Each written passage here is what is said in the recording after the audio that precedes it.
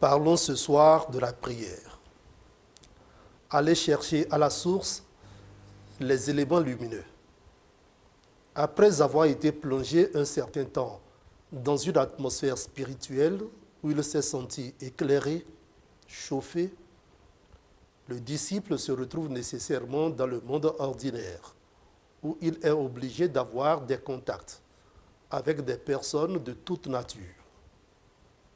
Au bout de quelque temps, il s'aperçoit qu'il n'a plus la même foi, le même élan. Il se sent redevenir terne et lourd. Son ardeur et son amour ont diminué. Que s'est-il passé? Comme un liquide chaud qu'on a ensuite exposé au froid, il a changé de température. Ce phénomène est tout à fait naturel. L'enseignement que le disciple a reçu auprès d'un maître ressemble au contenu d'un récipient. Ce contenu est plus chaud que l'air ambiant et au contact de l'extérieur, il perd peu à peu ses calories et sa température diminue. Mais ce qui se perd peut être remplacé. C'est le but de la prière, de la méditation.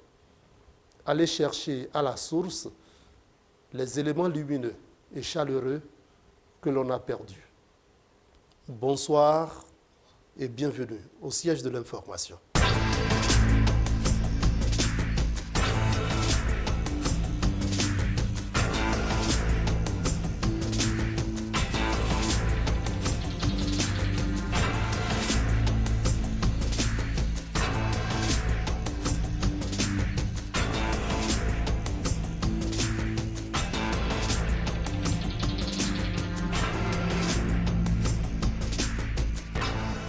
Le siège de l'info, Charbel Aïou. 90 minutes sur l'ensemble de nos réseaux pour vous faire le point de l'actualité au Bénin, en Afrique et dans le monde. Mesdemoiselles, mesdames, messieurs, bonsoir. Bienvenue à la grand-messe de l'information du soir sur Golf TV Africa. C'est le siège de l'information. Nous en aurons pour 90 minutes, je vous le rappelle une fois encore, sur l'ensemble de nos réseaux. Tout à l'heure, nous aurons avec nous en invité Distel Aboussou, consultant politique, acteur politique. Il viendra ce soir se prononcer sur l'une des plus célèbres phrases qu'il a sorties ces derniers jours. Il a dit « Les plus farouches opposants à Patrice Talon sont dans sa propre mouvance ». Qu'est-ce qui explique cela? Qu'est-ce qui justifie cela? Quelle analyse en faire? Quelle interprétation en faire? Distel Aboussou sera lui-même ensemble avec nous ce soir pour en parler. Mais avant ceci, mesdames, messieurs, voici le sommaire de l'actualité nationale ce soir.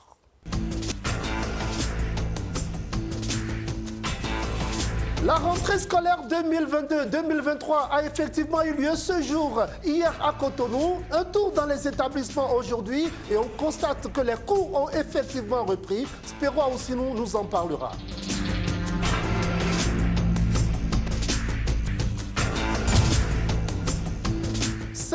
Commune de Semekodi, localité d'Agbali-la-Main, un calvaire que vivent les populations au quotidien. Le principal carrefour est devenu une source d'accidents. Des caniveaux à ciel ouvert restent toujours exposés de jour comme de nuit. Les équipes championnes de l'édition 2021-2022 du championnat professionnel de volleyball sont connues. C'est au terme des rencontres de la 15e et ultime journée du championnat qui a pris fin dimanche dernier.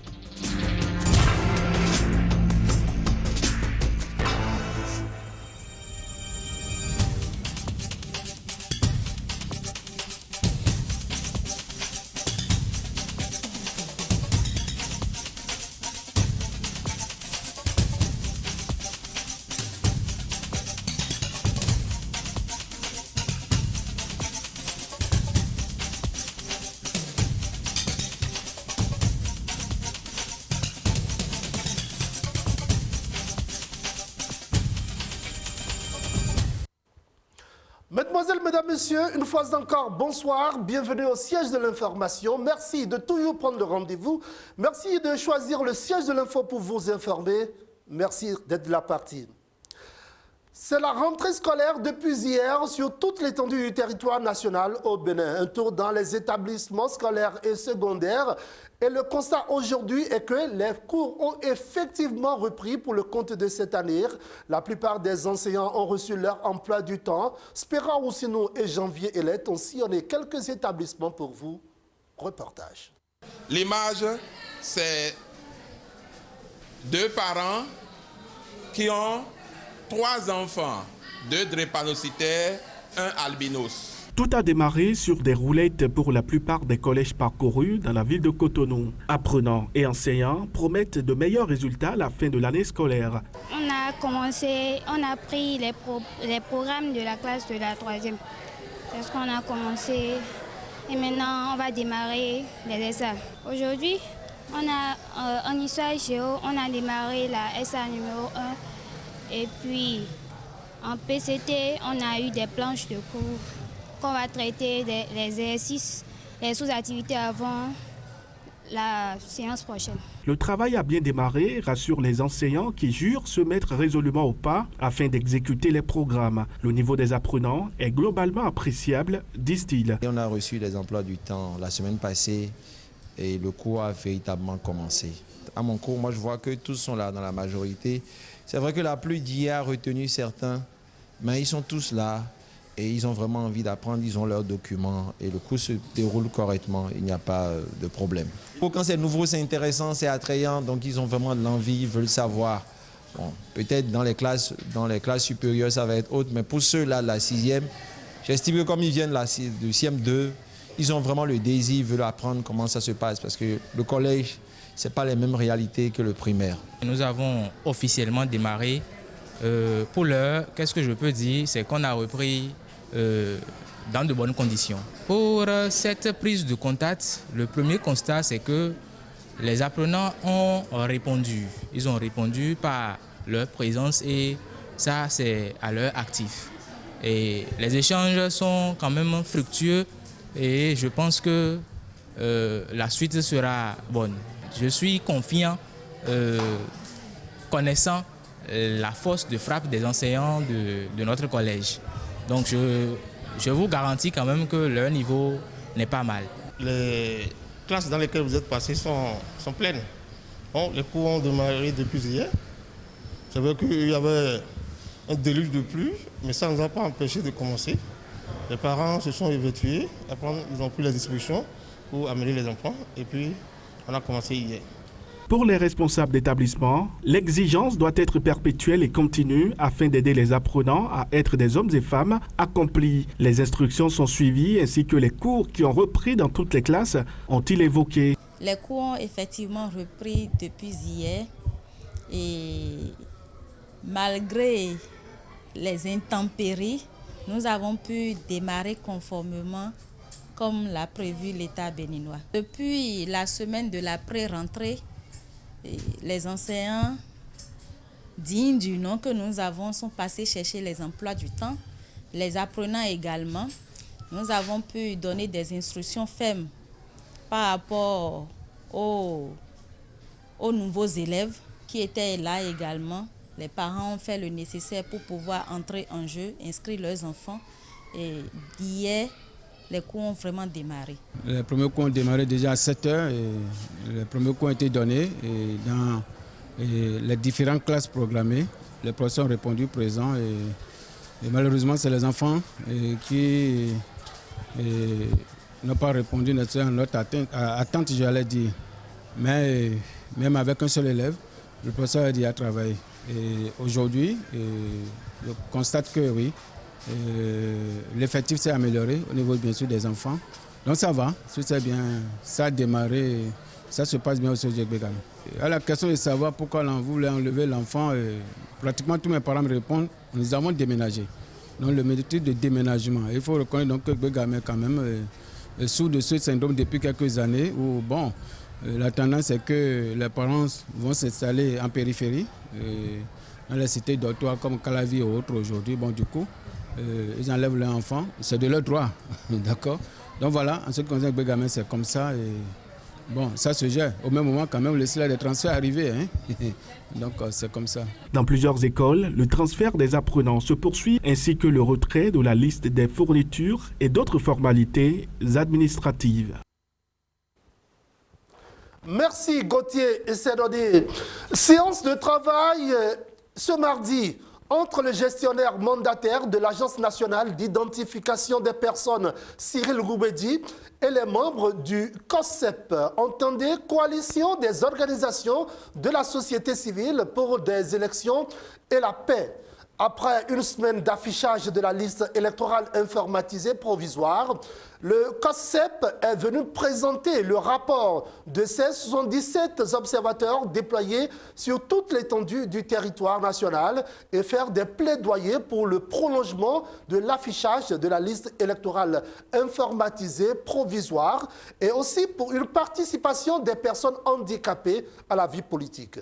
Les besoins des populations dans divers domaines, santé, hygiène, éducation et j'en passe, ont été aussi exposés à la même occasion. Gauthier Sédodé, Koudous Bissirou pour le point. Soutenir le travail de l'Agence nationale d'identification des personnes dans le cadre des préparatifs des élections législatives de janvier 2023 et jouer leur partition dans la gestion des affaires publiques. C'est dans cette ligne que s'inscrit la présente séance de travail entre les membres de l'Organisation de la société civile pour les élections libres et la paix, COSEP, et le gestionnaire mandataire de l'ANIP. À cette occasion, le document de plaidoyer des personnes handicapées et le document sur la priorité des citoyens au Bénin ont été présentés. Nous plaidons aussi pour que les candidats des partis politiques pour les législatives 2023 tiennent compte des besoins des populations dans leurs projets. Nous plaidons pour que l'ANIP prolonge encore la période de publication de la liste électorale informatisée provisoire. Parce que nous avons constaté que les populations ne sont pas sorties pour aller consulter ces listes. Nous plaidons pour que l'ANIP tienne compte des doléances des personnes handicapés pour qu'ils puissent avoir accès à la liste électorale. La COSEP continuera toujours d'être à votre disposition pour toute collaboration.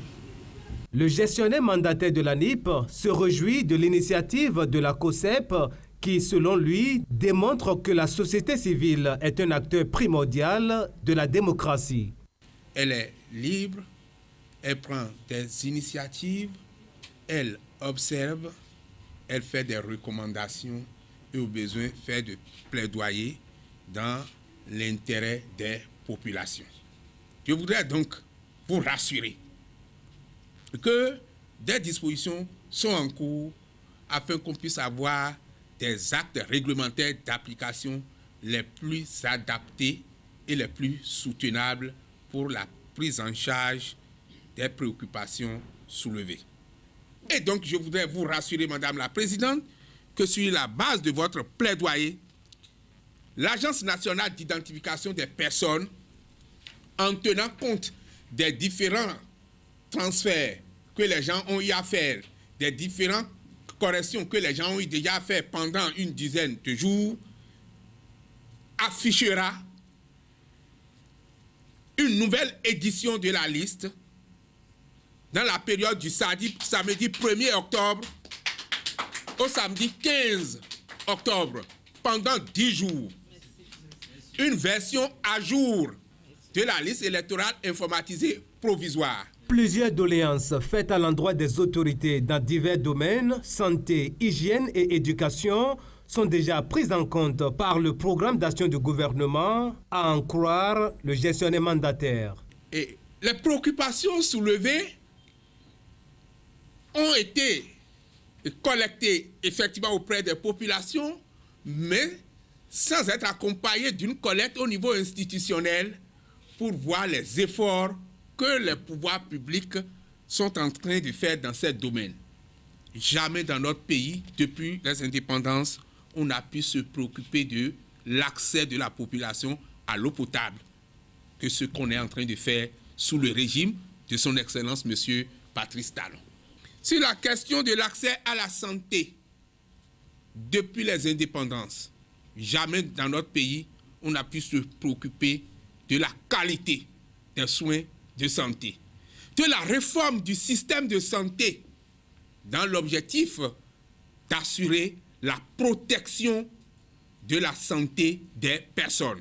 Cette séance de travail a satisfait les délégués de la COSEP, surtout le nouvel affichage annoncé de la liste électorale informatisée provisoire du 1er au 15 octobre 2022 pour permettre aux populations de vérifier la présence de leur nom.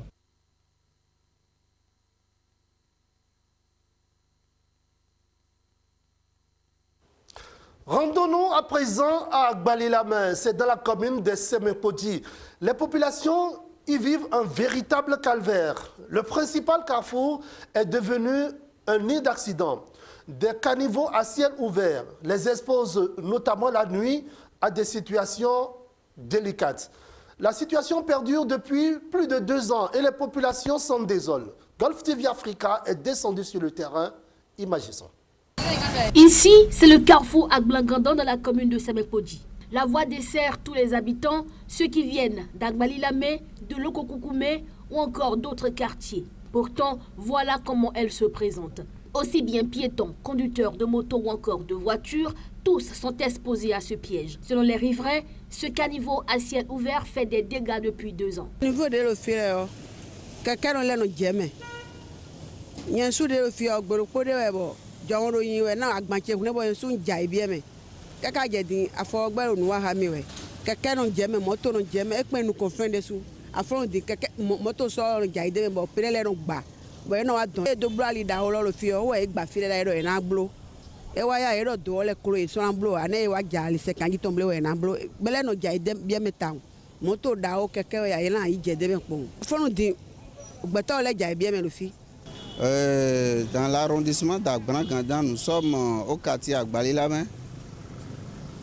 Nous avons un carrefour qu'on appelle carrefour de l'église catholique Agbali-la-Main, qui est derrière moi ici. Il y a un caniveau à ciel ouvert. Cet caniveau, on a essayé de le réparer beaucoup de fois, mais c'est la même chose qui se répète chaque fois. Donc nous demandons à nos autorités de chercher des techniciens normaux qui peuvent nous réaliser ce caniveau pour que ça soit bien.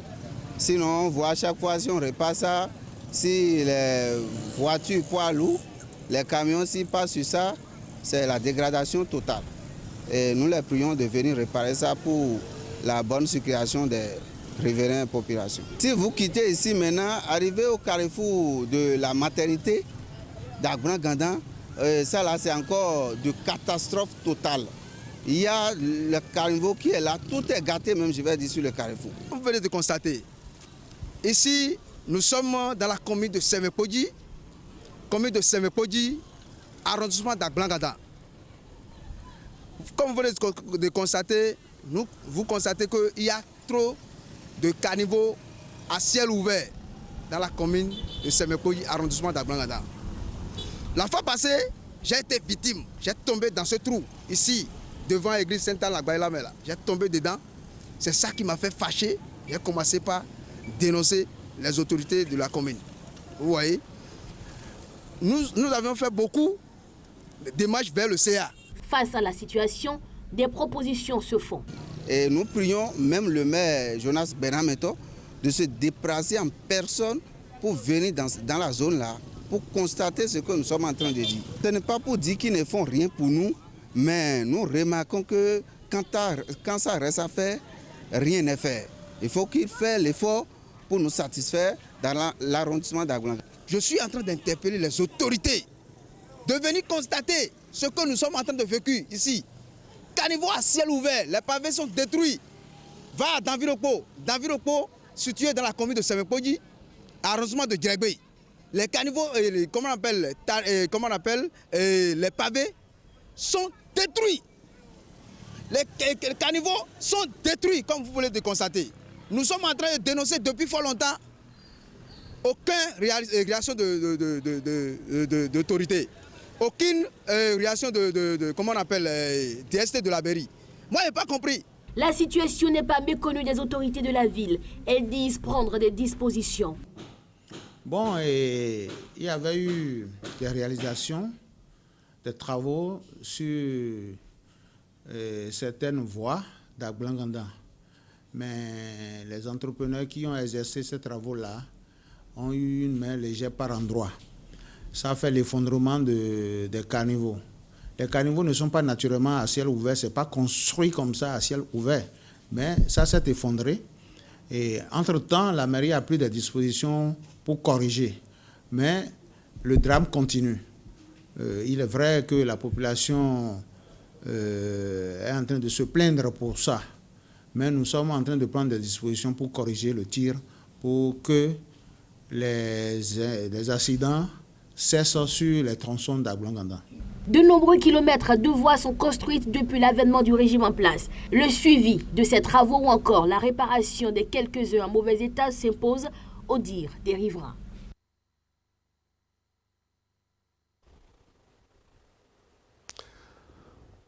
The Woman King, avec Viola Davis, est en train de conquérir le cœur de nombreux fans du 7e art en Afrique, malgré les critiques suscitées par la diffusion et les lieux de tournage. Le film a été projeté en avant-première le 17 septembre dernier dans l'une des salles de cinéma ici au Bénin. Mesdames, Messieurs, on fait le point. C'est en effet dans la capitale économique béninoise que le film The Woman King, avec l'actrice oscarisée Viola Davis et la réalisatrice Gina Prince-Bythewood, est projeté en avant-première. L'accueil est à la mesure des attentes des organisateurs. Comme on le sait, les Amazones sont le seul peuple de guerrières femmes, donc du coup de toute l'Afrique et tout. Donc franchement, de base, c'est une fierté pour tous les Béninois.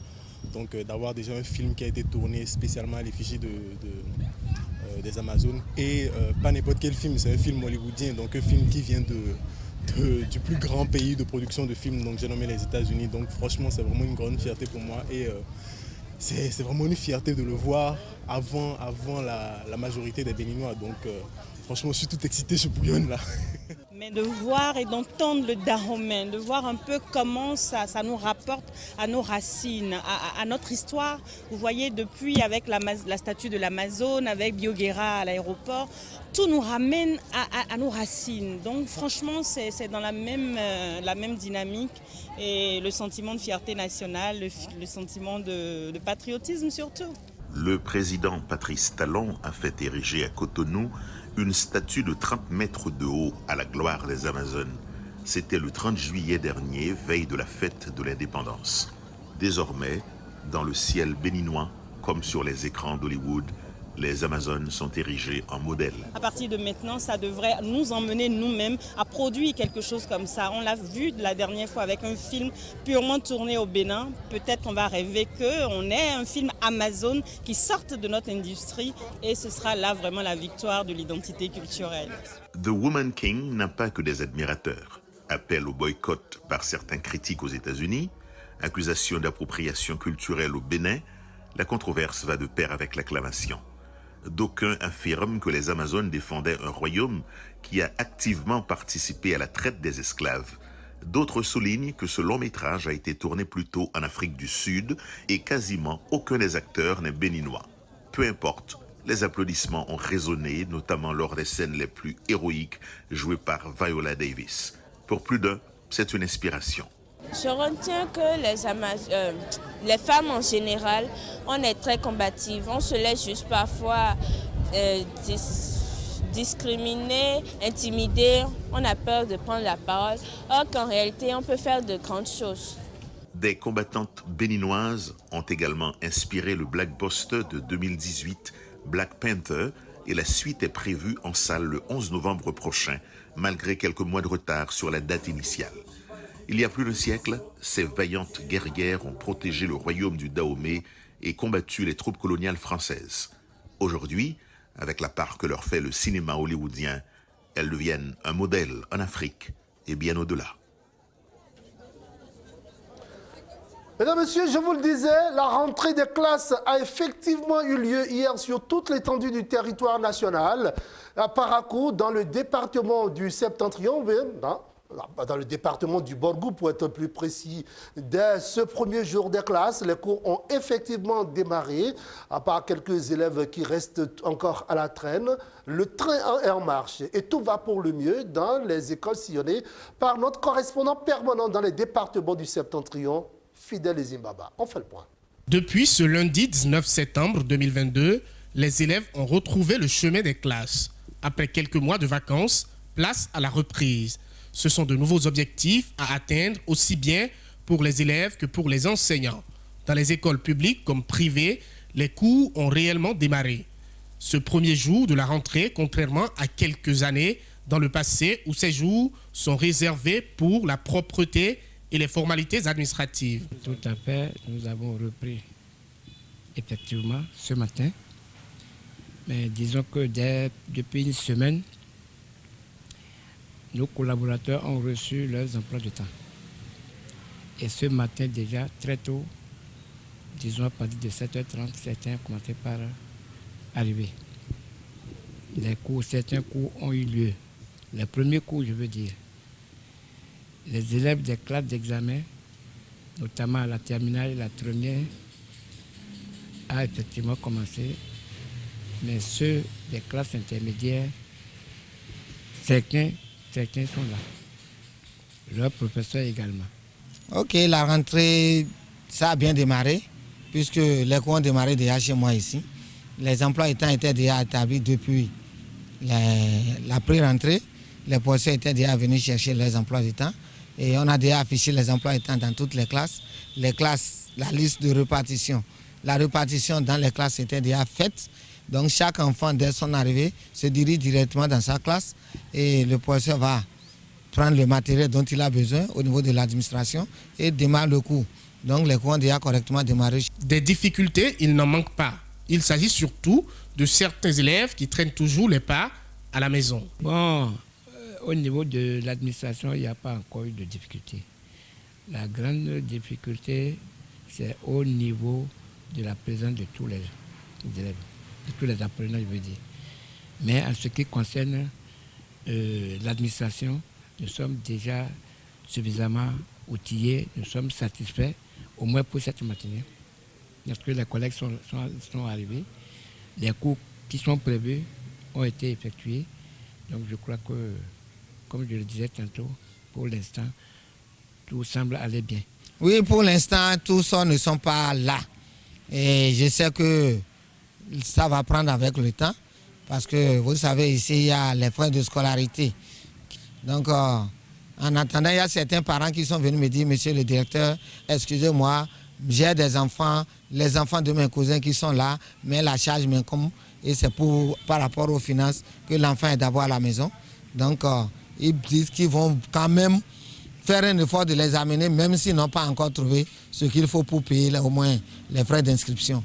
Donc, voilà le problème que nous vivons ici. Et j'espère quand même, je sais quand même que ça va prendre.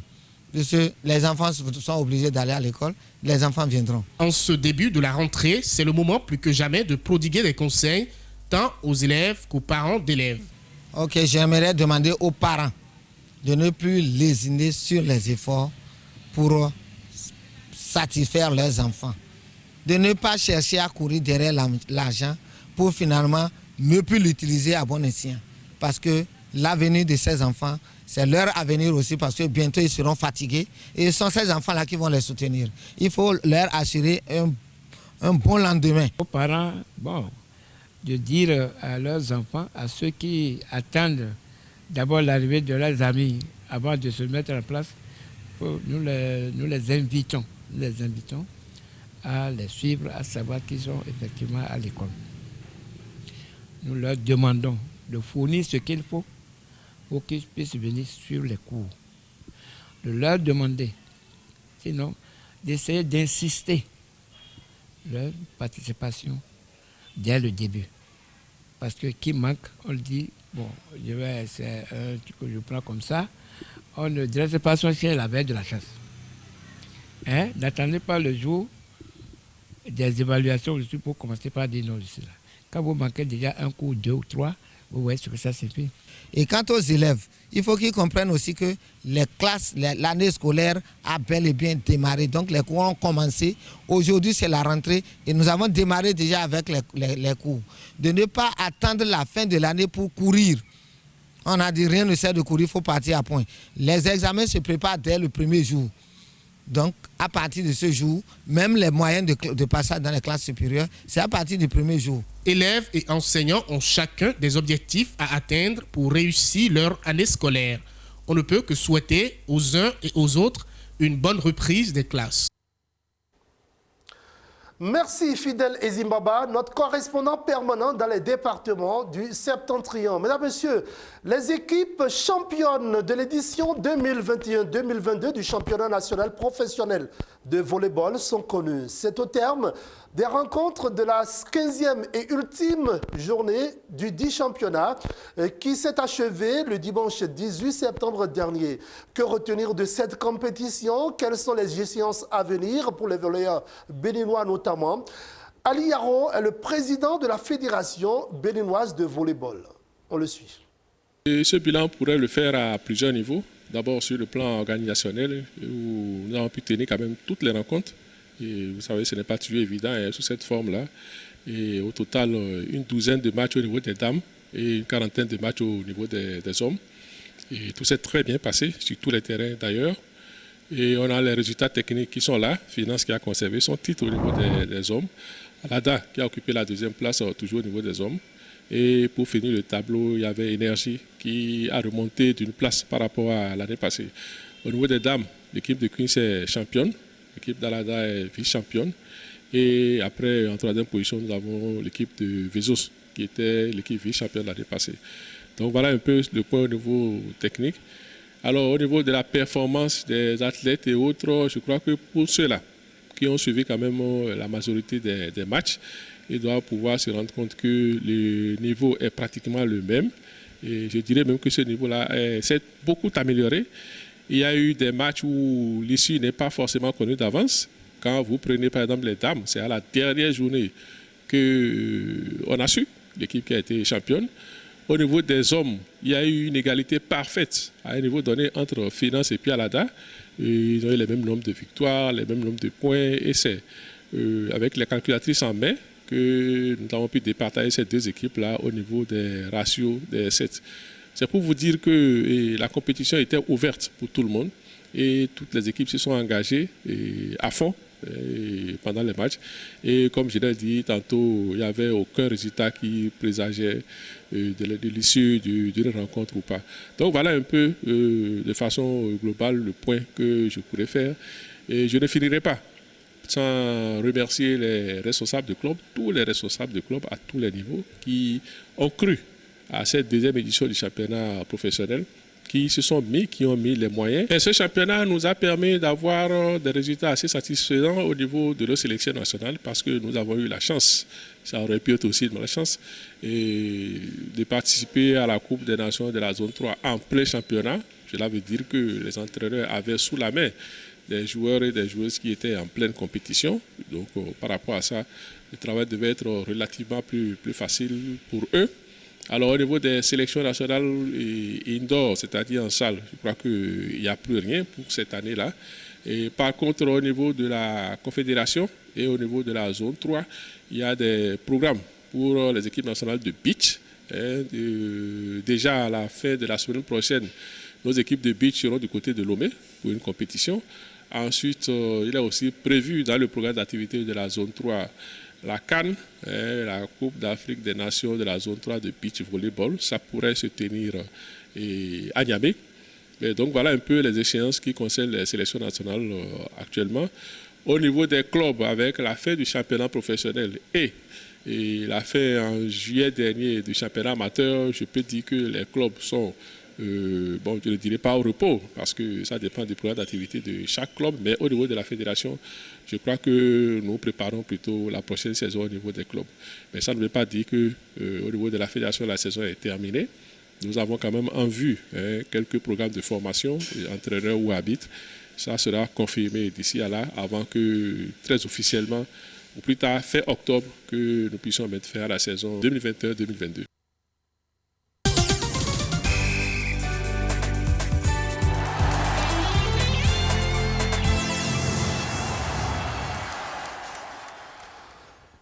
Consultant politique, il est devenu acteur politique, mais reste-t-il consultant politique? Mesdames, Messieurs, notre invité ce soir est Dissela Moussou. Dissela Moussou, bonsoir. Bonsoir Charbel Aïou, bonsoir amis téléspectateurs. Le plaisir est pour nous de vous recevoir pour une première fois en qualité d'acteur politique. Mais vous restez pour nous le consultant. Tout à fait, et je tiens à vous remercier également. Et en retour, c'est mon tout premier plateau après ma déclaration politique et c'est un honneur pour moi. Dissela Moussou, vous êtes acteur politique, vous êtes dans un parti qui soutient les actions du président de la République, même en tant que consultant, vous souteniez les actions du chef de l'État. Mais aujourd'hui que vous êtes membre d'un parti politique qui soutient les actions du chef de l'État, vous avez fait récemment une déclaration qui continue de faire couler beaucoup d'encre et de salive. Vous dites, je l'ai dit, ses pires opposants sont dans sa propre mouvance. Et je le répète, les plus farouches opposants à Patrice Talon sont dans sa propre mouvance. Qu'est-ce que vous vouliez dire? Alors, on ne saurait faire une affirmation aussi grave sans analyser le contexte politique dans lequel nous sommes aujourd'hui. Et je dois vous rappeler que j'ai fait le pas pour venir au cœur de la politique simplement parce que j'ai en idée la sécurisation des réformes structurelles et fonctionnelles en cours chez nous. On saurait donc faire un lobby propre, un lobby qui pourrait porter des fruits, des résultats en restant à la touche. J'ai donc décidé d'aller dans le marigot. Un marigot que je ne connais que trop d'ailleurs. Et lorsqu'on observe le contexte actuel et qu'on sait que le président Patrice Talon est un leader réformateur qui a courageusement orchestré des réformes structurelles et fonctionnelles dont les induits sont perceptibles aujourd'hui à tous les niveaux et dans tous les secteurs. Lorsqu'on sait ça, et lorsqu'on sait que nous approchons la fin de son mandat constitutionnel, et qu'on commence par observer les titillements qu'on fait subir à la réforme du système partisan, qui est une réforme essentielle, je dis, il faut mettre le pied dans les plats et sonner l'alarme, sonner l'alerte, pour dire que le président Patrice Talon doit faire très attention. Car en réalité, lorsqu'on a été avec un leader qui a orchestré des réformes du système partisan, des réformes au niveau du système partisan, et que à la veille d'une échéance aussi capitale que celle des législatives, on commence par admettre des démissions fantaisistes, des démissions opportunistes. On est contre, n'est-ce pas, la réforme. Et on le fait de façon insidieuse, on le fait de façon hypocrite, on le fait avec ruse, on le fait avec rage par endroits. Quand on fait ça... Et c'est ça que vous appelez titillement. Titillement. Pour être plus élégant, plus correct, voyez-vous. Mais ce qu'on observe n'augure pas d'un lendemain meilleur pour cette réforme-là spécifiquement.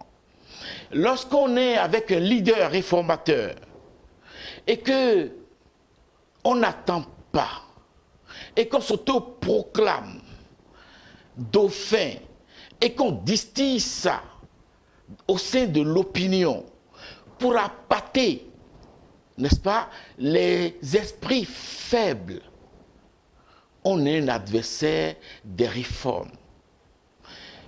Et lorsque on essaye de jouer par ruse et par rage pour appâter la jeunesse sur l'essentiel que le gouvernement du président Patrice Talon a déjà instauré, à savoir la gestion de l'employabilité de la jeunesse.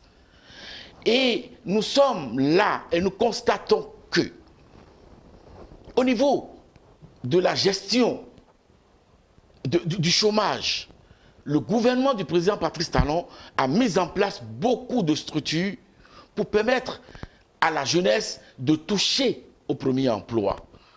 Mais il n'y a pas que les emplois bureautiques ou les emplois de bureaucratie pour créer l'épanouissement à la jeunesse. Il y a le secteur agricole. Et là-dessus, le gouvernement du président Patrice Talon a subventionné à près de 50% les engins pour faciliter, n'est-ce pas, les travaux dans ce secteur à la jeunesse, pour alléger la pénibilité qu'appellent les travaux de ferme et de champ. Il faut dire à la jeunesse qu'il y a ces possibilités-là. Il faut dire à nos bonnes dames que les microfinances sont toujours en cours et qu'on est passé du simple au double. Mais lorsqu'on ne dit pas ces choses-là, lorsqu'on n'informe pas la jeunesse, lorsqu'on ne communique pas autour, au profit du gouvernement, qu'on essaye de façon insidieuse et sournoise, par la ruse, de dire qu'on va instaurer un répertoire pour permettre et faciliter l'employabilité de la jeunesse, je dis que c'est un miroir aux alouettes. Mais lorsqu'on fait tout ça, et qu'on n'est pas dans une opposition radicale, et qu'on est avec le système qui développe le pays, on est un opposant tapis dans l'ombre. Et il faut, j'ai pris l'engagement de les débusquer, ces opposants-là. Ce type d'opposition, il faut la débusquer. Vous voulez dire que le verre est dans le fruit? Le verre est dans le fruit et il n'est pas un secret. Les plus grandes révolutions du monde ont eu leur premier coup de poignard dans le dos à partir de l'intérieur. Et la dernière révolution la plus proche de nous est celle du Burkina Faso avec le président Feu Sankara. Voyez-vous? Donc, il faut dire que l'appétit glouton pour le pouvoir, n'est-ce pas, l'obsession exagérée pour le fauteuil présidentiel amène certains acteurs à se dénaturer, à affronter et à essayer de dézinguer tout ce qui a été mis en place comme fondation. C'est en cela que j'appelle à la sécurisation des réformes structurelles et fonctionnelles pour les transformer en socle de notre développement. Voyez-vous. Dissela Mosso, vous parlez de désengage, nous y reviendrons, mais est-ce que vous insinuez qu'il est dans la mouvance des gens qui bientôt vont faire imploser tout ce qui se fait devant? Si on y prend garde. Donc l'explosion viendra de dedans. Si on y prend garde, parce que les adversaires d'en face, on les connaît, on connaît leur mouvement. Mais les plus farouches sont avec nous, sont à l'intérieur du système. Et les faits que j'ai énumérés ne sont pas des faits à attribuer aux acteurs de l'opposition déclarée qui sont en face de nous. C'est des faits de camarades, n'est-ce pas, qui font le chemin avec nous, mais qui, omnibulés par le pouvoir essaye de se retrouver dans des postures qu'il faut dénoncer avec la dernière rigueur. Dissela Moussou, ne voyez-vous pas une certaine gêne lorsque c'est vous, l'un de ceux-là, ardent défenseur, ardent soutien, fervent soutien du président de la République et Patrice Talon, qui dit cela, lorsque ça vient de vous, est-ce qu'il n'y a pas une autre méthode, est-ce qu'il n'y a pas une autre approche pour aborder le sujet entre vous, acteurs de la mouvance, pour corriger quelque chose si il y a lieu? Je suis très à l'aise à faire la dénonciation de cette façon-là, parce que beaucoup de Béninois ne le savent pas. Le président Patrice Talon a été candidat du bloc républicain auquel j'appartiens aujourd'hui. Donc, pas que du bloc républicain. Auquel j'appartiens aujourd'hui. Le président, le candidat Patrice Talon a été le candidat de ce parti-là. Aussi. Et il a été élu, pas aussi. Il est le candidat de ce parti. Et ce parti porte... L'Union progressiste vous dira que c'est son candidat. Moël Bénin vous dira que c'est son candidat. Le Parti du Renouveau démocratique dira que c'est son candidat et autres. Il est tellement simple de faire une petite observation et de constater que la vice-présidente du Bénin, Mme Talata, est du parti Union progressiste. Devenu avec le PRD, Union progressiste de renouveau. Je dis, Union progressiste de renouveau n'a encore participé à aucune échéance dans notre pays. Donc, ne peut se prévaloir d'une quelconque, n'est-ce pas, capitalisation de résultats. Donc, je parle de l'Union progressiste. Voyez-vous, la vice-présidente, pardon, n'est-ce pas, est membre et demeure aujourd'hui membre du directoire de ce parti-là. Et cela s'observe.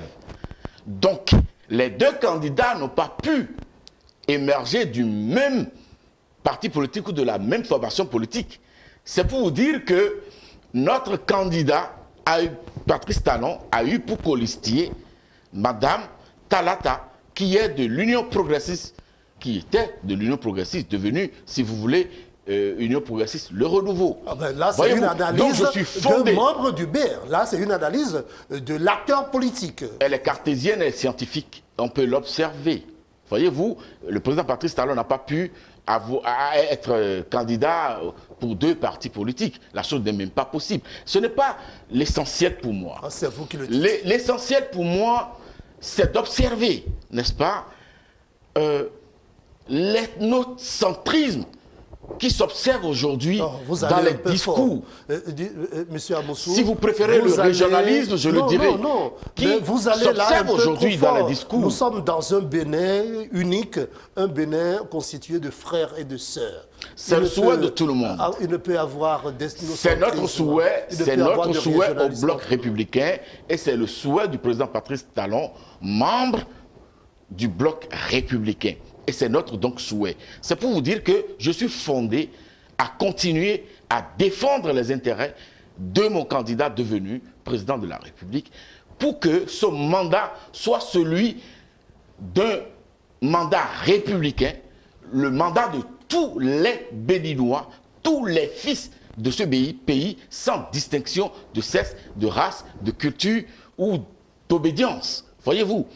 Donc je suis très à l'aise. Rassurez-vous, monsieur Dissela Moussou, nous vous rappellerons. Et là, ce sera pour un débat croisé, un débat contradictoire. Parce que non seulement vous dites qu'il y a des opposants qui sont au sein de la mouvance, donc des opposants au président Patrice Talon, vous dites aussi que le président Patrice Talon n'était que le candidat du bloc républicain à l'élection présidentielle. Tout cela, vous savez, donne lieu à contradiction. Donc nous allons vous rappeler si on n'est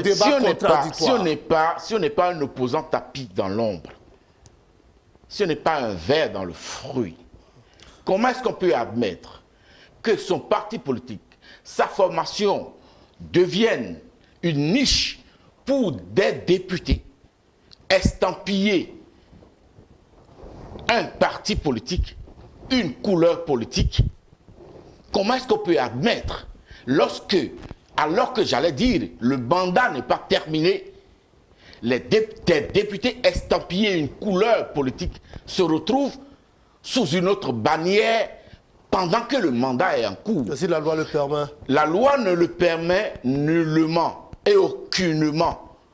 Et rassurez-vous, si le secrétaire général national du bloc républicain le décide, dès demain, ces députés dont on parle vont perdre leur poste et le mandat à l'Assemblée nationale. Libre à lui. Donc, nous allons aviser. Nous allons, je vous le dis, nous allons aviser. Mais si on n'est pas un ver dans le fruit, est-ce qu'on peut admettre que sa formation politique devienne une niche pour ces genres de transhumance politique qui risquent de porter atteinte au fondement même, à l'épine dorsale même de la réforme du système partisan? Monsieur Amoussou, c'est en cela que je parle de la sécurisation des réformes. Quand vous parlez comme cela, on a comme impression que vous doigtez là, vous visez là un parti politique donné. Non, je parle des faits.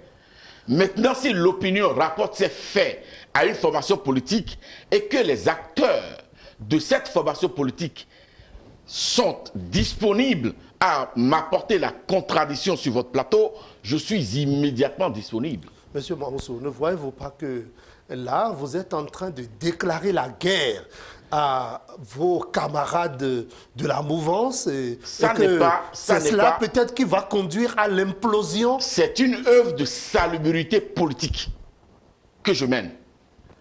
Ah oui, il faut désinfecter. Il y a de la salubrité en politique? Politique, tout à fait. Et certains, on pourra le faire. Certains spécialistes de la sociologie politique diront exactement le contraire. Voyez-vous, ce n'est pas parce que c'est établi généralement que cela devrait devenir un modèle.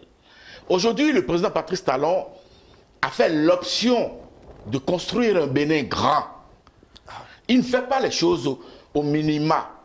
Il a mis les fondements. Certains vous diront exactement le contraire. C'est leur choix. Mais ce qu'on observe aujourd'hui, lorsqu'on traverse la ville de Cotonou, on est fier d'être béninois. Ce qu'on observe aujourd'hui, c'est qu'après des pluies diluviennes, 30 minutes, 1 heure après, on est fier de vivre à Cotonou. Ce qu'on observe aujourd'hui, c'est les cantines scolaires pour nos enfants. Je vais vous dire, je vais vous raconter une histoire. En fait, ses acquis. Par rapport, je dis, c'est des acquis du peuple béninois. C'est des induits, des réformes structurelles et fonctionnelles instaurées par le président Patrice Talon, et ceci courageusement. Oui, le bloc républicain porte ces réformes-là. Oui, le bloc républicain porte le programme d'action du gouvernement. Oui, les autres partis disent qu'ils sont comptables. Tout à fait, mais lorsqu'on est comptable de quelque chose, on ne s'emploie pas à dézinguer la chose. Parlons justement de dézinguer, vous dites... On ne va pas s'asseoir sur un arbre. Vous dites ces réformes, je les connais, je reconnais, sont perfectibles, et chaque courant de pensée politique pourra les adapter, les moments venus, au prisme contextuel, avec des lunettes idéologiques, sans jamais pour autant réussir à dézinguer l'esprit des réformes. Parlez-nous de tout cela. Que de désengage? Tout à fait. Vous avez dû remarquer que j'ai entrepris une tournée qui m'a amené à rencontrer les acteurs majeurs de la politique dans notre pays. J'ai rencontré des partis de la mouvance, j'ai rencontré des partis de l'opposition. C'est pour dire quoi? Pour dire que le développement de ce pays incombe à tous les Béninois, qu'on soit de la mouvance ou de l'opposition. Et la réalité des choses est que d'ici 10 ans, 20 ans, 30 ans, 50 ans, les acteurs de l'opposition d'aujourd'hui peuvent devenir demain, n'est-ce pas, des dirigeants de ce pays, peuvent se retrouver au pouvoir. Alors, je souhaiterais donc négocier une offre politique avec toute la classe politique, qu'elle soit de l'opposition ou de la mouvance, de sorte que les réformes qui sont perfectibles, parce que au gré du temps, des intempéries, de l'exercice, à chaque période, à chaque moment, nous puissions les adapter aux contingences du moment, n'est-ce pas, aux faits du moment, au contexte du moment, mais ne jamais permettre la reculade. Parce que la reculade sera dramatique dans notre pays. La reculade sera dangereuse pour notre pays, pour l'avenir de nos enfants. Regardez aujourd'hui les résultats scolaires. Nous sommes fiers de les exhiber aujourd'hui simplement parce que le président Patrice Talon a engagé courageusement ces réformes-là. Voyez-vous? Donc, les enfants... Des réformes courageuses, vous dites, des réformes révolutionnaires, sans ménagement. Avec des indus perceptibles aujourd'hui. Non sans émotion. Oui, tout à fait, parce que ça fait mal. Ça fait mal parfois, et le président Patrice Talon nous l'a dit à plusieurs reprises, c'est la gorge serrée, le cœur très serré, qu'à des moments donnés, il a dû amener son gouvernement à prendre cette décision. Mais pour le bien de notre pays. Ah, mais l'opposition dit que non, là, c'est la dictature, c'est un déni de démocratie, les enfants une reculade, etc.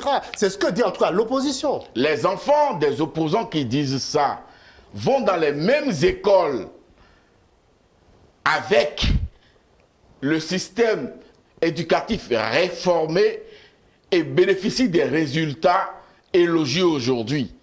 Les enfants des opposants qui trouvent que le président Patrice Talon est un dictateur vont dans les mêmes hôpitaux que tous les autres enfants béninois aujourd'hui et bénéficient des merveilles, des plateaux techniques en cours, n'est-ce pas, d'amélioration. Monsieur Dissa, ces opposants-là, leurs épouses iront dans les mêmes marchés modernes en construction aujourd'hui. Voyez-vous, ces opposants-là, et nous, et leurs enfants, et nos enfants, roulent avec une facilité de mobilité aujourd'hui sur nos routes asphaltées. Oui, lorsqu'on n'est pas dedans, on trouve que rien n'est fait. C'est connu. Mais ce que je souhaite, est que... En deux mots, ce sera votre mot de fin. Déjà, oui, le temps est ce parti. que je souhaite, c'est de dire aux Béninois qu'aucune œuvre humaine n'est parfaite. Mais faisons de sorte à maintenir les réformes structurelles et fonctionnelles en cours dans notre pays comme le socle de notre développement et gardons gagner chaque pas que nous allons faire, mais continuons de faire des pas. Je vous remercie. Merci Distella Moussou, consultant et acteur politique, ce soir au sujet de cette célèbre phrase qu'il a rendue publique depuis quelques jours et qui dit exactement ceci, mesdames, messieurs. Ses pires opposants sont dans sa propre mouvance, et je le répète, les plus farouches opposants à Patrice Talon sont dans sa propre mouvance. Vous acceptez le débat contradictoire? Tout à fait, je suis immédiatement... Sur les différents propos que vous avez tenus. Je suis immédiatement disponible. Dissela Moussou, je vous remercie. C'est moi qui vous remercie. Mesdames, Messieurs, c'est la fin de cet entretien.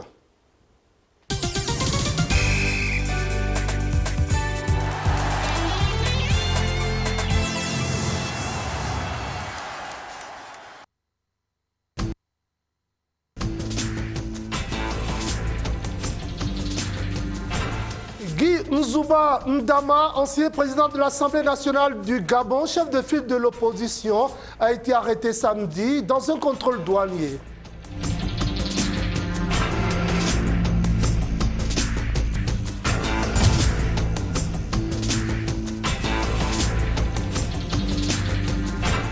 Ghana, des responsables de la santé ont déclaré le pays exempt du virus mortel de Marburg. Cette annonce survient 3 mois après l'apparition de la maladie.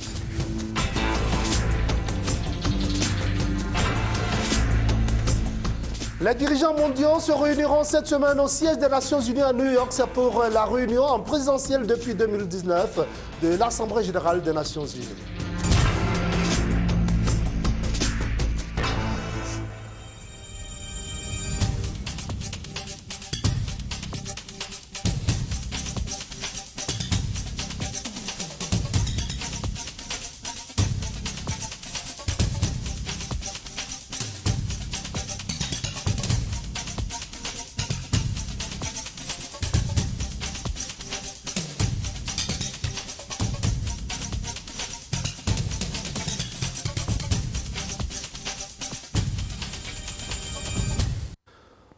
Bonsoir à toutes, bonsoir à tous. Si vous venez de nous rejoindre, nous sommes au siège de l'information, la grand-messe de l'information du soir sur Golf TV Africa et nous abordons la seconde partie, l'actualité hors de nos frontières.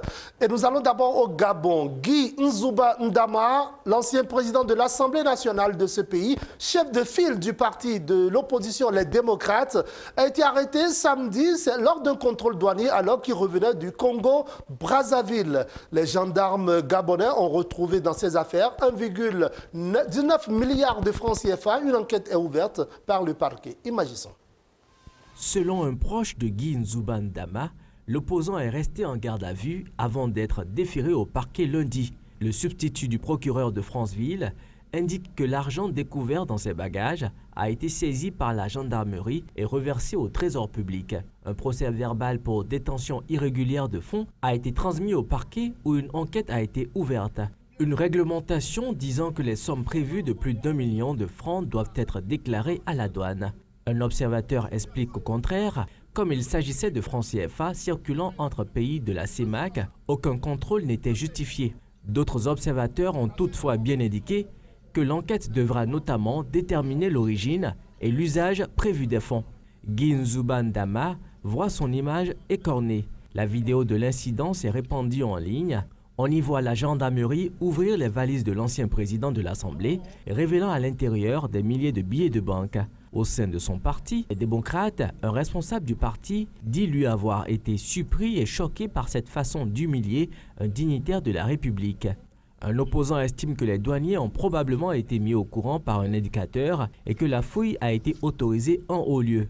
Il n'empêche qu'un responsable de ce niveau, se baladant avec autant d'argent, c'est inadmissible.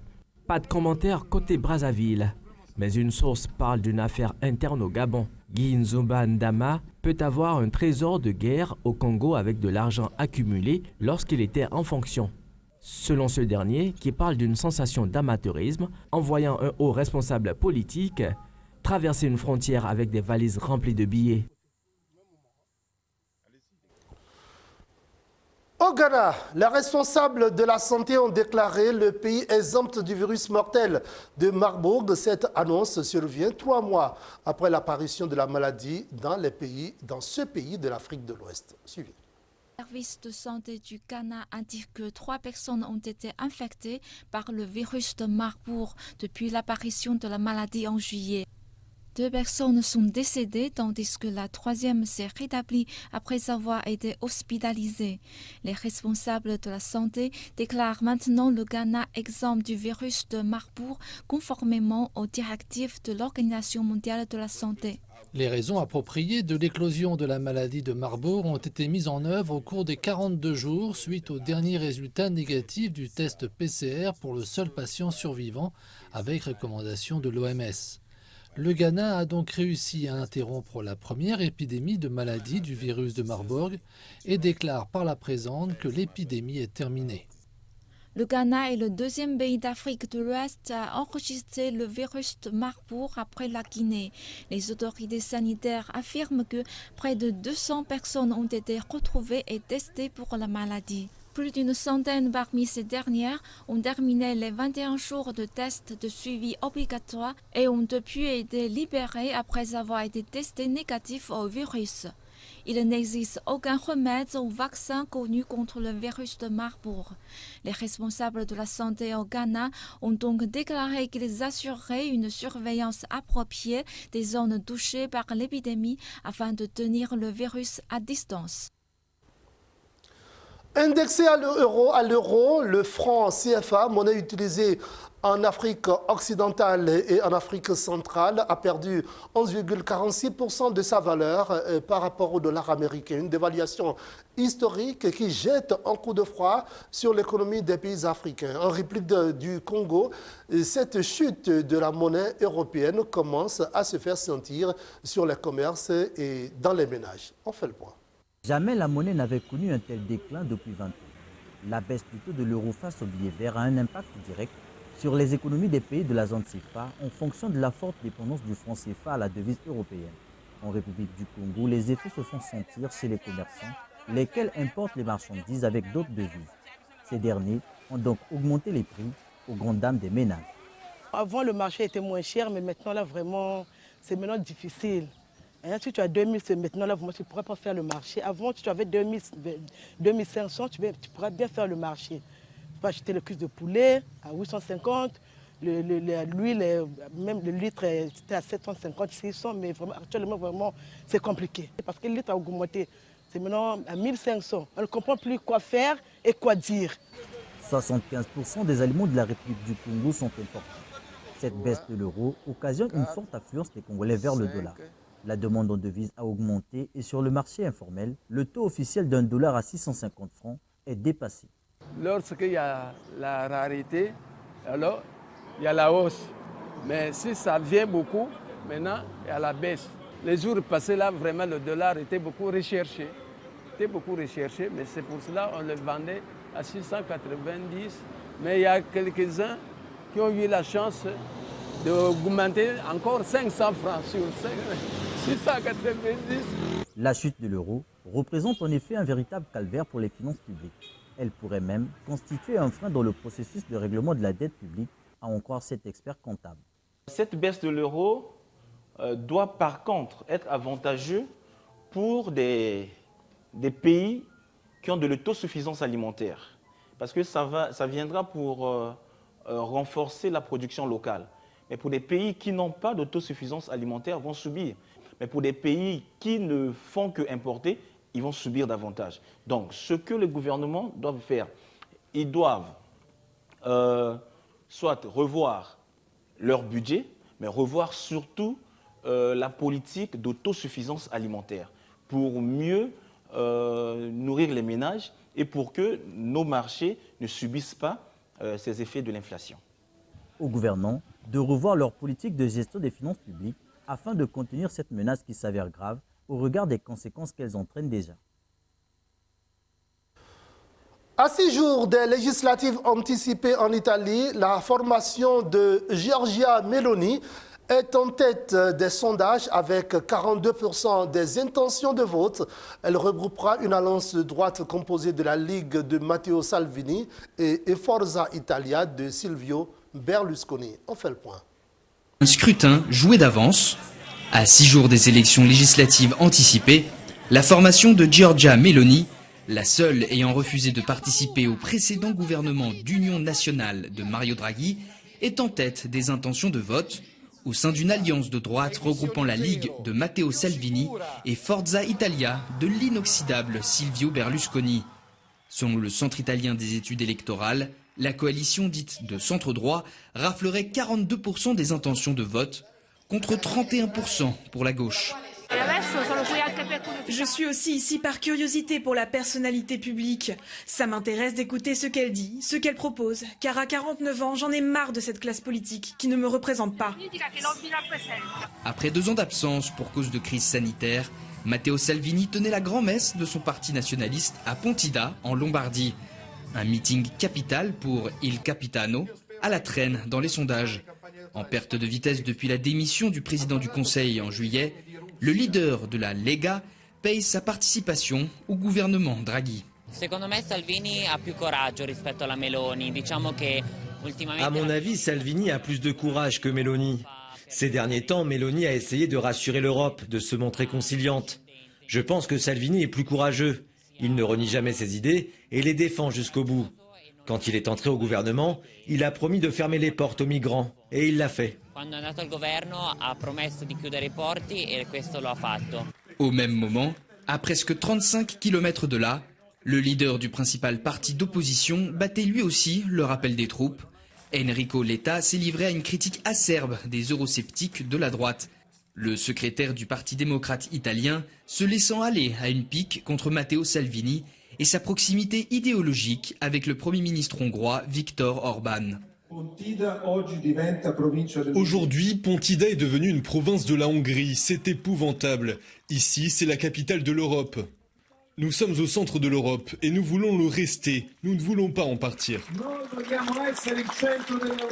La victoire électorale quasi assurée de la coalition de centre-droit n'empêche pourtant pas les dissensions, notamment pour savoir qui, de Giorgia Meloni ou de Matteo Salvini, prendra la tête du futur gouvernement. Submergé depuis 3 semaines, le village d'Aciredo, en Galice, dans le nord-ouest de l'Espagne, et non loin de la frontière portugaise, a refait surface en raison d'une importante sécheresse cet été. La 3e année la plus sèche du XXe siècle et la 4e de l'histoire pour le pays. Les précipitations ont chuté de 25% par rapport à la norme. Suivez. Selon le dernier rapport du ministère espagnol de l'Environnement, plus d'un tiers du territoire a été touché par une sécheresse prolongée. La forte chaleur et les faibles précipitations ont contraint certaines villes à prendre des mesures sans précédent cet été. Maïka est propriétaire d'un salon de coiffure depuis 20 ans et c'est du jamais vu pour elle. Pendant plusieurs semaines, elle n'a pu utiliser de l'eau dans son salon de coiffure que pendant 4h30 par jour. Le reste du temps, l'eau était coupée. C'était aussi le cas pour la plupart des habitants de ce village galicien. Il y a quelques jours, les restrictions ont été levées, mais Maïka a déjà perdu beaucoup d'argent. Par rapport à l'an dernier, nous avons perdu environ 50% de notre chiffre d'affaires à l'issue de ces semaines. Car au mois d'août, des gens d'ici, vivant en Allemagne ou en Suisse, viennent se faire coiffer ici parce que c'est moins cher.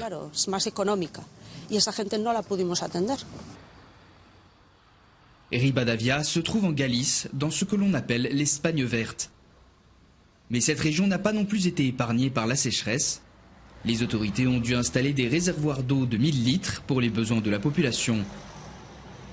Parmi les facteurs qui ont également contribué à cette situation critique, le nombre de touristes qui a augmenté, une hausse de la production industrielle et une consommation d'eau élevée.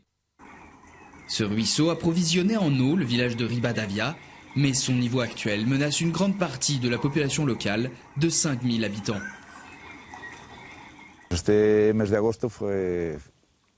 On aurait dit que le mois d'août ne se terminerait jamais. Je ne me souviens pas d'un mois d'août aussi aride.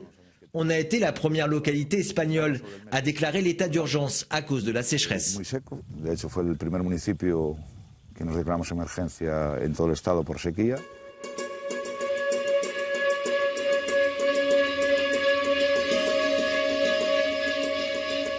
Les réserves d'eau en Galice sont tombées à moins de 50% de leur capacité, une situation difficile que l'on n'a pas vue ici depuis des décennies. Des ruines romaines et des villages submergés ont refait surface en raison du manque de précipitations depuis le début de l'année. Voilà cette Galice invisible que nous pouvons désormais voir à cause de la sécheresse. Des épisodes de pluie ont débuté il y a quelques jours et ont rassuré les habitants. Malgré la pluie, des touristes viennent voir le village fantôme. En 1992, la mise en service du barrage a englouti ce village. Revoir la maison de ses parents bouleverse Francisco et le rend mélancolique.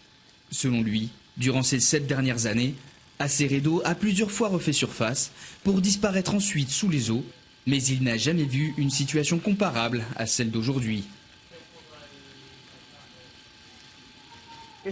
C'est extraordinaire. Depuis près d'1 an, le village reste en surface. Il est entièrement émergé. Ce n'est pas normal. L'hiver dernier a été particulièrement aride en Espagne. Le printemps, tout comme la saison estivale, a été plus chaud que d'habitude. Mais cela ne concerne pas que la péninsule ibérique. Selon des spécialistes, l'Europe vient de connaître sa pire sécheresse depuis des siècles. Après les mouvements de protestation qui ont viré aux scènes de pillage et de vandalisme sur tout le territoire le week-end dernier, le Premier ministre haïtien appelle au calme. Dimanche 18 septembre, Ariel Henry s'est adressé à la population haïtienne lui demandant de garder son calme et de protéger les biens des autres et les institutions du pays. Des citoyens l'excusent de jeter de l'huile sur du feu. Suivez. Dans son adresse à la nation, le Premier ministre a affirmé que les scènes de pillage n'avaient rien à voir avec les hausses du prix du carburant. Ariel Henry a dénoncé les méfaits de gens armés qui ont gagné les rues, pillé les magasins et les organisations internationales. Un discours que Maître France Monfils juge irresponsable. Nous constatons qu'il considère la population, surtout les jeunes, qui sont derrière leurs barricades, comme des voleurs. Un jeune qui revendique de meilleures conditions de vie, des universitaires qui réclament de meilleures conditions d'apprentissage, des professeurs et toutes les couches de la société qui se soulèvent et tu les qualifies de gangs. Je crois que c'est Ariel Henry qui contrôle les gangs. En aucun cas, le discours du Premier ministre haïtien n'aura contribué à calmer la colère de la population, a précisé le porte-parole du parti politique Haïti en Action. Pour lui, Ariel Henry a commis une erreur irréparable en augmentant de plus de 50% les prix du carburant. Aujourd'hui, cette adresse à la nation n'a aucun effet. Au contraire, elle donne encore plus de souffle à la mobilisation du peuple haïtien.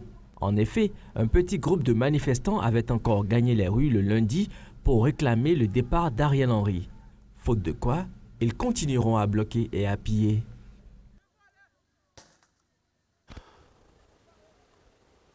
Les dirigeants mondiaux se retrouvent cette semaine au siège de l'Organisation des Nations Unies à New York. C'est la première réunion en présentiel depuis 2019. Plus de 150 chefs d'État et de gouvernement prononceront leur discours tout au long de la semaine. Suivez.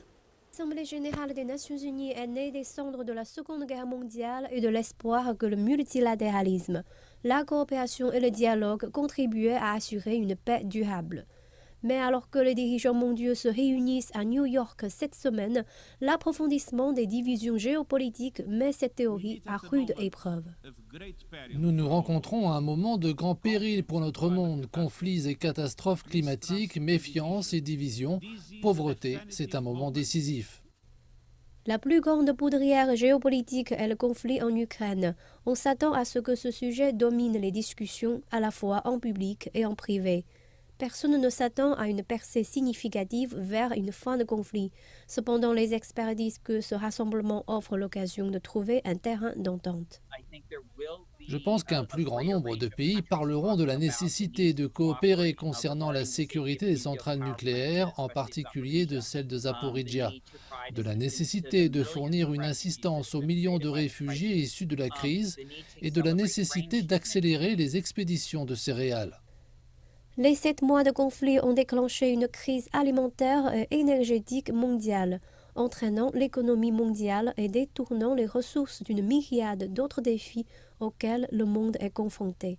Cette année marque la moitié du chemin vers la réalisation des objectifs de développement durable de l'ONU, un appel universel à mettre fin à la pauvreté, à protéger la planète et à faire en sorte d'ici 2030, tous les peuples bénéficient de la paix et de la prospérité. C'est dans 8 ans maintenant et on voit l'économie plonger et les gens qui s'éloignent des ressources à investir dans le monde en développement. L'éducation figurait en bonne place lundi, les dirigeants discutant des moyens de combler l'écart de qualité qui s'est creusé pendant la pandémie. L'éducation traverse une crise profonde. Au lieu d'être le grand facilitateur, l'éducation devient rapidement un grand diviseur. Une autre crise dont les dirigeants discuteront est le changement climatique. Des températures records et des incendies de forêt qui ont fait rage ont tué des milliers de personnes l'été dernier. Ils menacent d'aggraver l'instabilité dans les années à venir. C'est un problème mondial qui nécessite une solution mondiale. Mais ensuite, quand on y arrive, lorsque les pays doivent faire des sacrifices, alors on commence à observer des tensions. C'est d'ici, disent les experts, que la Chine peut jouer un rôle de premier plan.